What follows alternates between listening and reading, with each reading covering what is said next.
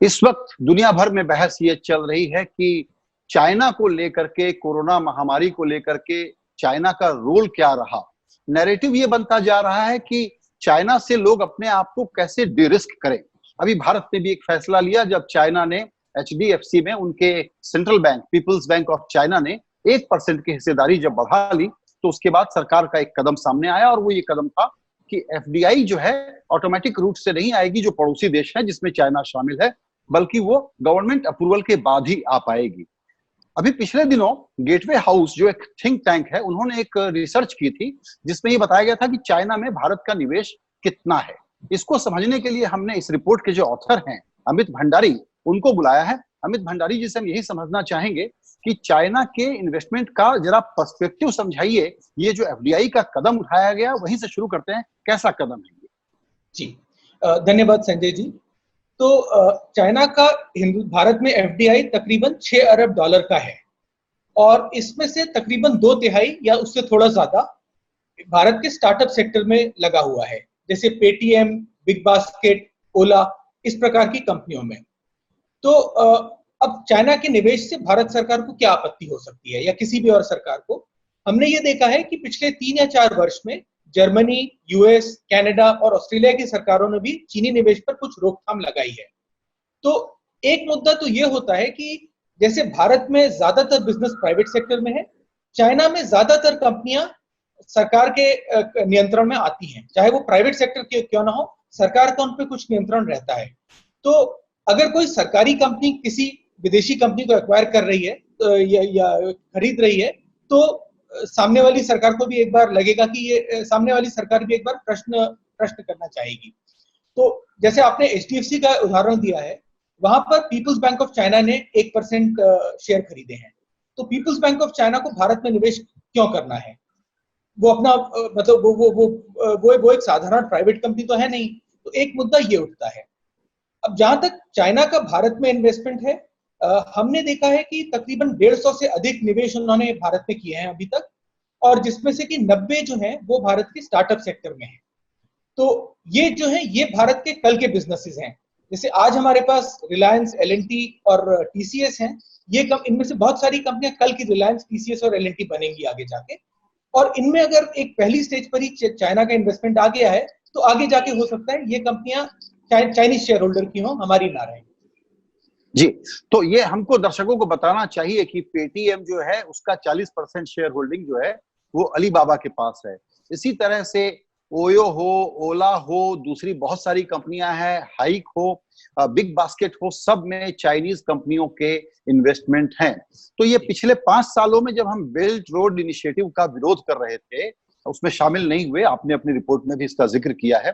तो virtual belt road initiative लेकर के भारत के डिजिटल टेक्नोलॉजी के जो स्टार्टअप थे, उसमें चाइना ने अपनी मौजूदगी बहुत बढ़ा ली है।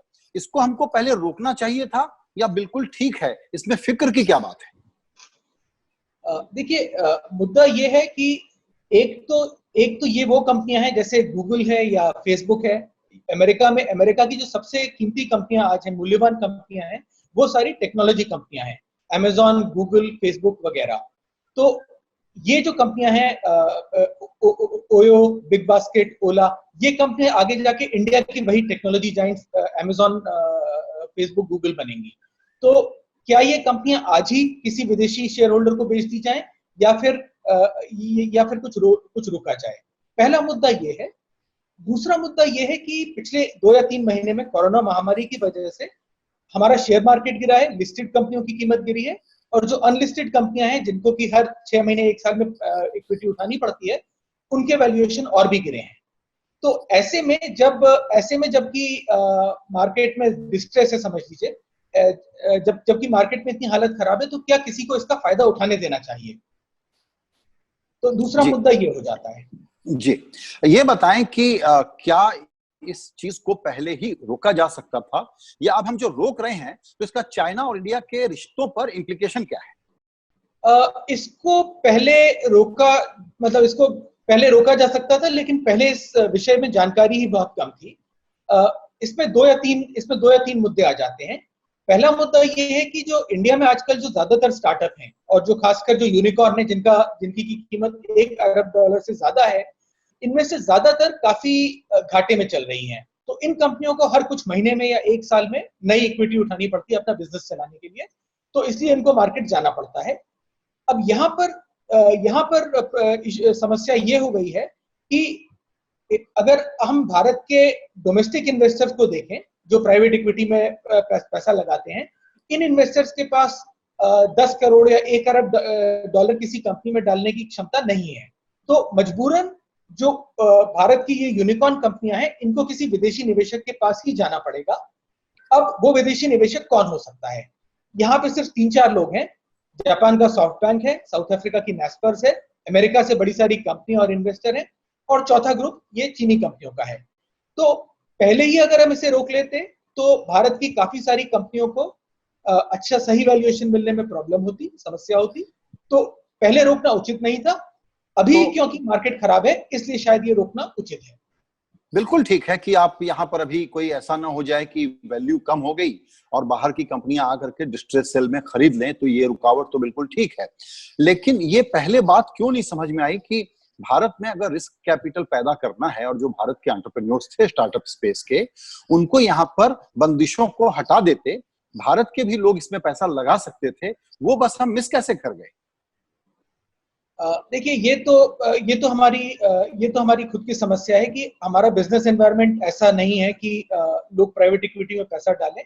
दूसरा मेरे ख्याल से अब जैसे अमेरिका में या चाइना में ऐसी बहुत बड़ी कंपनियां हो गई हैं, गूगल, फेसबुक या अलीबाबा, जिनके पास करोड़ों अरबों डॉलर की बैलेंस शीट है। वो ये पैसा प्राइवेट इक्विटी में ये सोच के लगाते हैं कि हमने 100 इन्वेस्टमेंट किए, जिनमें से अगर 5 भी चल जाए तो हमारा फ्यूचर सिक्योर हो जाएगा।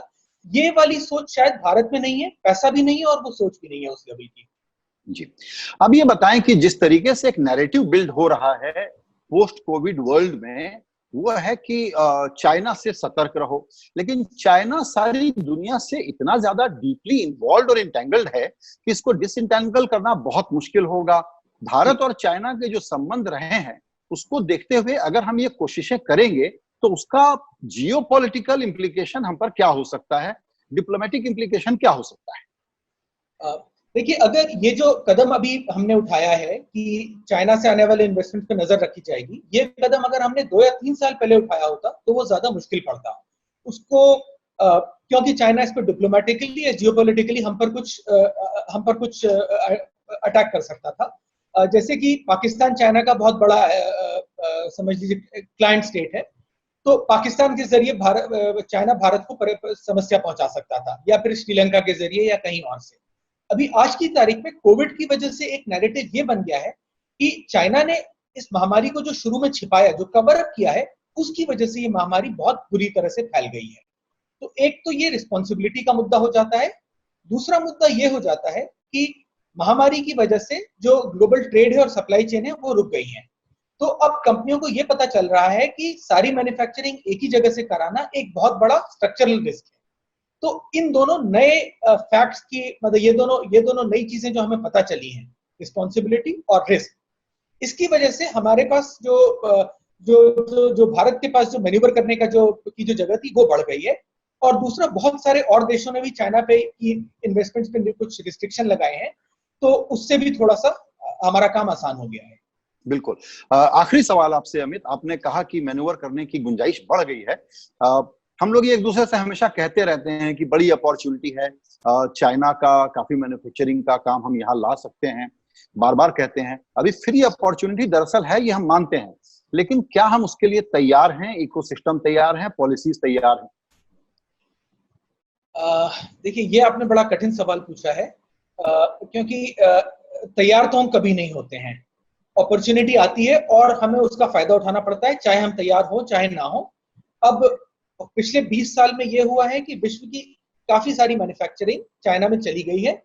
आज एक बार एक मौका आया है कि उसमें से कुछ मैन्युफैक्चरिंग चाइना से निकाली जा सके। मतलब वो चीज हमारे हाथ में नहीं थी। इसके बाद जो कुछ भी होता है, हमारी पॉलिसी क्या है, हमारे उसके बाद हम उसको कैसे एनकरेज करते हैं, वो सारा हमारे हाथ में है।